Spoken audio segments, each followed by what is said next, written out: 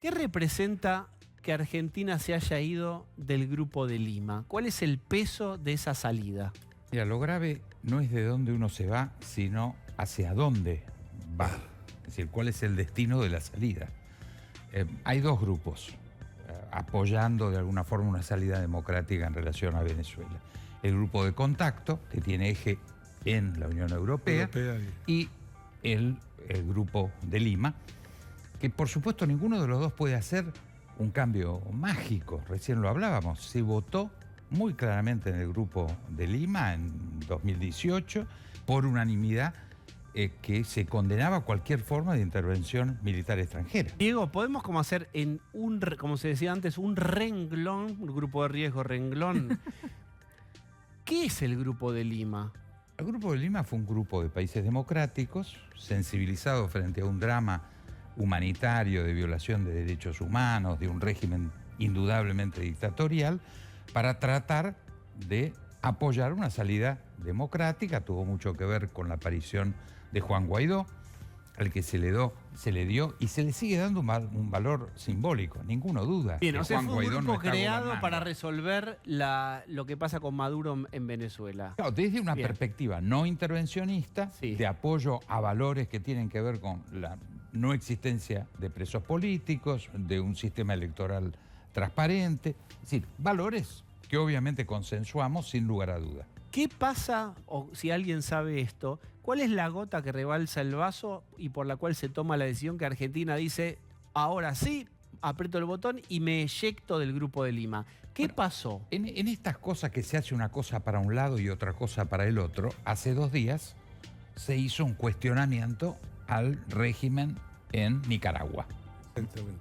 Entonces, hubo un informe de Naciones Unidas y lo terminamos apoyando. Seguramente fue un error del funcionario que estaba ahí, se equivocó. Entonces la respuesta frente a eso, una de cal y otra de arena. Entonces, ¿Cuál fue el error? Explícalo de vuelta. ¿Qué funcionario dijo qué cosa? el representante que estaba a cargo de la Comisión de Derechos Humanos avaló el informe del que hizo el reporte sobre la situación interna en Nicaragua, condenando el sistema interno por violación de derechos humanos, por como falta... hizo Bachelet en su momento con... Exacto, con Venezuela se hizo en Nicaragua. Esto, sorprendentemente, hace 2 días apareció la Argentina apoyando, como en su momento había apoyado... Como apoyó el de Bachelet. El de Bachelet lo mencionamos hace un ratito. Exacto. Entonces, con este criterio que alguien seguramente la presidenta, ya es oficial, ¿no? ya lo hizo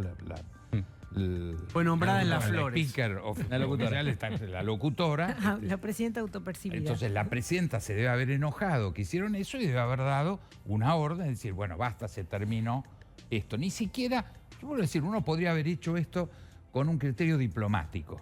¿Cuál sería, por ejemplo, en vez de estar en el Grupo de Lima, nos sumamos al grupo de contacto? Creemos que la visión europea está menos influida por posiciones más duras, creemos que es más dialoguista. Bueno, esa no hubiera sido una mala solución. Yo creo que lo que debería hacer una cancillería como la Argentina es promover la síntesis entre los dos grupos, el Grupo de Lima y el grupo de contacto, para fortalecer la alianza democrática que al menos ha hecho cosas. Hay más de 5 millones de emigrados, una tragedia humanitaria, más de 5 millones de emigrados. Una de las cosas buenas que ha hecho el Grupo de Lima es que todos los países integrantes han dado la bienvenida, han recibido con los brazos abiertos el tema en momentos de crisis. Recibir cientos de miles de emigrantes es un tema que genera tensiones. Bueno, realmente cumplió al recibir. Salvo una funcionaria acá que dijo que lo que vienen de Venezuela son delincuentes. No son los migrantes favoritos de un espacio político, porque el otro día lo que dice Mario Negri, que la titular de Migraciones, digamos, hizo una generalización acerca de que ese grupo de venezolanos habían sido, por una... no sé si era un decreto o qué, del gobierno de Macri, en donde podían entrar sin documentación. Bueno, y entonces puso el ejemplo de alguien asesinado acá en el centro porteño, que parece que había sido un venezolano, y ahí habían caído en la bolsa todos los inmigrantes venezolanos. Y los cientos de médicos profesionales. No, creo que ha sido una migración. Fuerte yo lo siento por Venezuela, pero los países que hemos recibido En general, el emigrante no es el ladrón ni el vago. No. Pasa con paraguayos, con bolivianos. Hay gente que viene a trabajar. Desde la discriminación hay mucha gente que los trata mal. Pero el emigrante, por definición...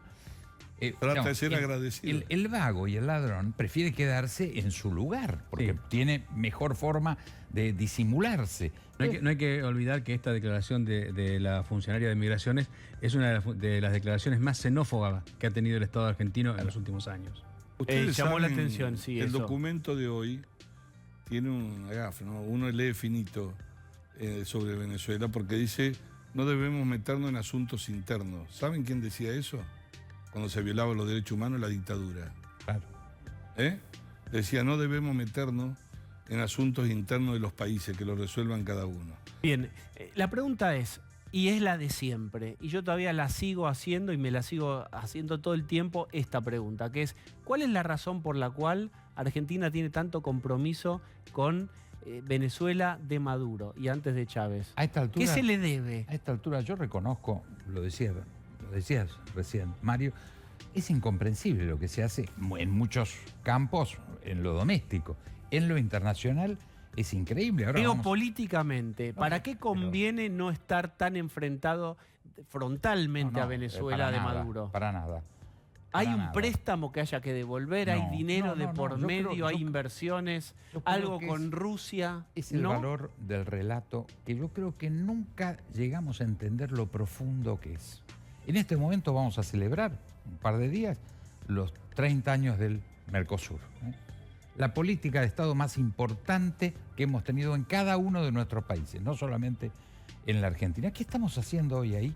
Estamos flexibilizando. ¿Qué se llama flexibilizando? Le estamos autorizando a que Brasil, Uruguay y Paraguay negocien libre comercio, porque una de las definiciones del relato absurda es que estamos contra el libre comercio. No hay países que están contra el libre comercio. China acaba de fundar, el 15 de diciembre del año pasado, la asociación de libre comercio más importante del mundo. 35% del Producto Bruto Mundial, 2.100 millones de habitantes. No hay nadie que esté en contra. Lo que todos los países están de acuerdo, y las negociaciones que se han llevado en los últimos 50 años en el mundo han perfeccionado los mecanismos para administrar las diferencias, etcétera.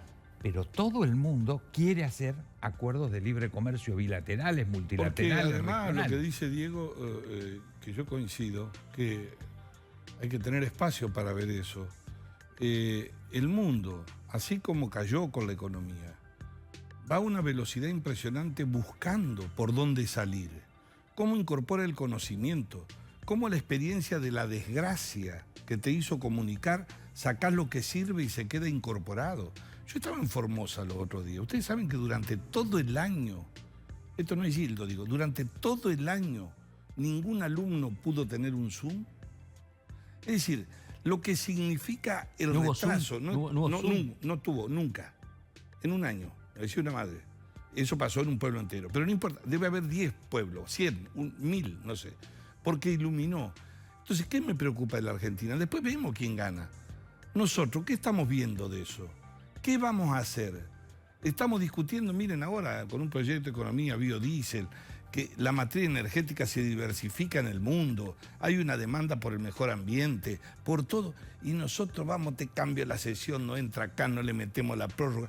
Esto es... No, que incluso tiene que ver con que el mundo está pasando de los combustibles fósiles y nosotros todavía estamos discutiendo si vamos a sacar usted una gran verdad, porque es más, los obligan en el mundo, van hacia eso, pero además exportás y le ponés valor agregado, que es lo que nosotros... Sin exportación no hay posibilidad en el mundo. Ahora, bien, Diego, me dejan una cosa de las vacunas, no sé si querías ir con eso.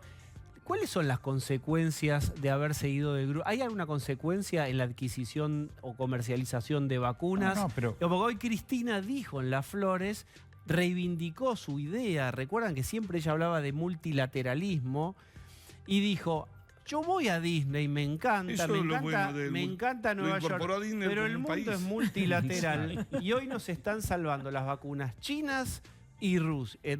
Bueno, digo, me divierto en Disney World, pero la vacuna viene de China o de Rusia. ¿Hay alguna modificación? Perdón, déjame aclarar que hoy en Venezuela se rechazó una partida de COVAX, de la vacuna Sí, AstraZeneca, de 3 millones de vacunas, porque no está autorizada en Venezuela y porque Delcy Rodríguez declaró que no la necesitaban. COVAX son gratis. Bien, Sí. yo lo que te El digo fondo, es... el Fondo de Naciones Unidas.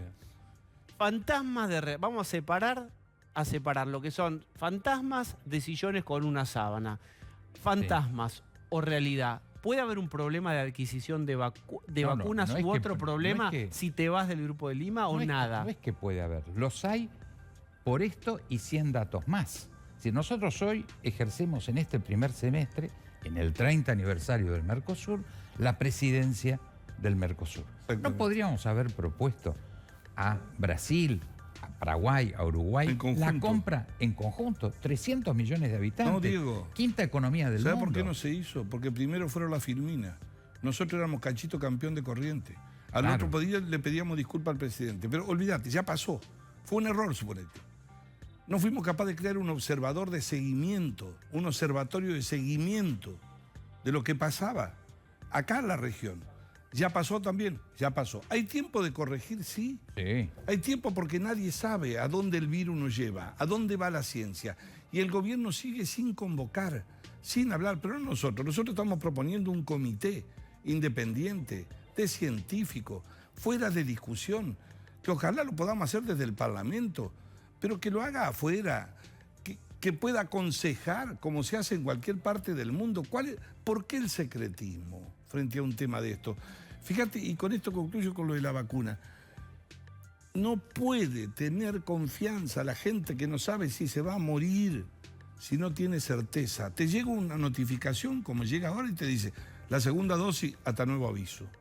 Bien, hablando de eso, y ahora voy a ir a Osvaldo, ¿por qué hay tanto problema para Argentina para conseguir vacunas? Porque habló de un desierto Bueno, de pero- vacunas global, y la verdad que hay países que reciben sus vacunas en tiempo y forma. No todos, No, está bueno, claro. hay países ¿Por qué que lo han Argentina tiene hecho- especialmente tantas Hay dificultades? países que lo han hecho bien.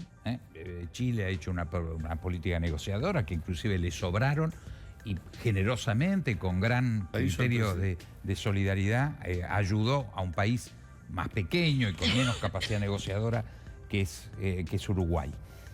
En el mundo no hay ninguna duda que el virus se está mutando, se está multiplicando, o sea, no es que lo tenemos bajo Seguro. control, está creciendo el virus y hay problemas en términos de elaboración de las cientos de millones de dosis que hay que Seguro. fabricar. Este es un problema que existe. Como nosotros no podemos controlar, somos un país marginal, pobre, en default, con todos los problemas, caímos 10% el Producto Bruto, no somos una estrella del mundo para estar primeros en la lista. Al menos un dato de acumulación regional y de acumulación local, un comité claro de unidad nacional, manejando supuesto. tanto el tema de la negociación, de adquisición, problemática, porque los no sería- contratos, el los seguimiento. contratos, el seguimiento y la distribución para Y la evitar distribución. los vacunatorios VIP, etc. Nosotros no conocemos los contratos. Nadie No, sabe, no, por no, eso... Chile hizo contratos desde mayo del año pasado, por eso, y le están respondiendo, como decía muy bien el corresponsal de TN en Santiago de Chile, les están respondiendo en tiempo y forma y cantidad, llegan, Pero- saben qué día va a llegar, está el avión con tantas... Sí, con una millones de- diferencia además, que Chile tiene aviones, que no es LAN que los busca, trae 2 millones de vacunas. Igual le agrego que también cambia día a día la situación. México confirmó que ya empieza la producción y la distribución de la vacuna de AstraZeneca. Brasil también aprobó la propia versión de propia esa versión. vacuna con perspectiva de producir 100 millones de vacunas al mes. O sea, no hay un desierto global, al contrario, No, no. con el transcurrir de los meses se No, consolida, no, pero se lo que hay aprueban es- muchas Nosotros vacunas. largamos muy bien. Si pensamos en julio o agosto, cuando todavía no había vacuna, recordemos que Pfizer, AstraZeneca, Sinopharma hicieron investigación en hospitales públicos con muchos miles de argentinos que se presentaron voluntariamente. 6.000. Bueno, con una industria farmacéutica importantísima, nosotros tendríamos que haber sido de los países en el grupo de los países demandando vacuna en una situación absolutamente privilegiada. No lo hicimos por al incapacidad Pero negociadora. mirá, al finalizar el 2020, si todos recuerdan, con los 6.000 voluntarios que hubo para Pfizer, había una donación de 750.000 vacunas para la Argentina. Nunca pudimos saber las razones, nosotros hemos querido saberlas. Estamos citando al laboratorio. Pfizer. Por supuesto, pueden no tener la obligación de ir. Queremos saber, no queremos pelea, queremos saber.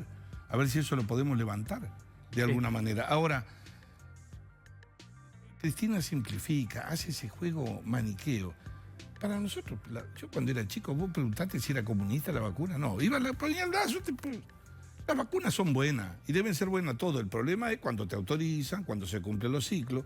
Entonces, pero nosotros nos atamos a 3 contratos. Los chinos, la otra que nos culpa el gobierno, una empresa que iba a fabricar mucho y que tuvo un problema de retraso, y Moscú, con nuestro tío, que descubrimos hoy que se vacunó recién por primera vez.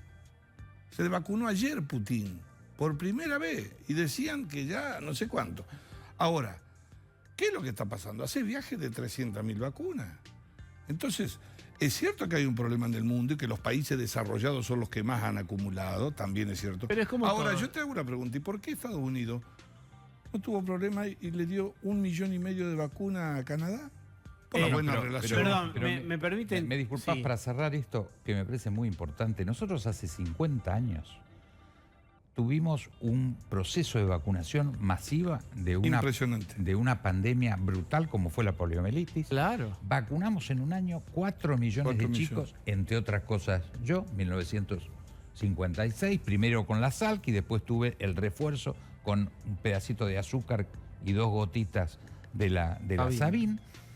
Y en ese momento Argentina pudo erradicar la poliomielitis 10 años antes que Estados Unidos. Esa es la Argentina. O sea, no estamos... No es que es imposible. No, nosotros Bien. somos el país que hizo posible eso. ¿Cómo estamos naufragando en este momento? Bien, esa es la pregunta, ¿cómo pasan las cosas? Podemos hacer un programa ómnibus tipo Pipo Mancero, 8 horas, 10 horas Más. con Pipo Mancera preguntando cómo es que nos pasa lo que nos pasa. Hay 2 definiciones de hoy, y es adiós, Lima, adiós.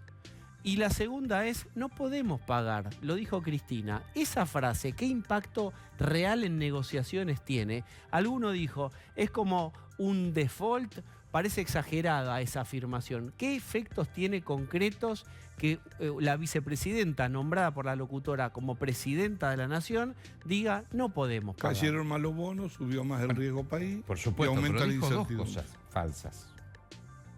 Una, ya advertir en el momento que tiene a su principal negociador negociando, no puedo pagar. Segundo, atribuyó la deuda a Macri. Lo dijimos. Macri tomó deuda, sin lugar a dudas, pero estamos en el 9º default en la Argentina. ¿Qué sentido tiene plantear el origen de la deuda? Hay libros a montones que plantean toda la sucesión de la deuda y el incremento, especialmente durante la dictadura militar, que ahora estamos recordando.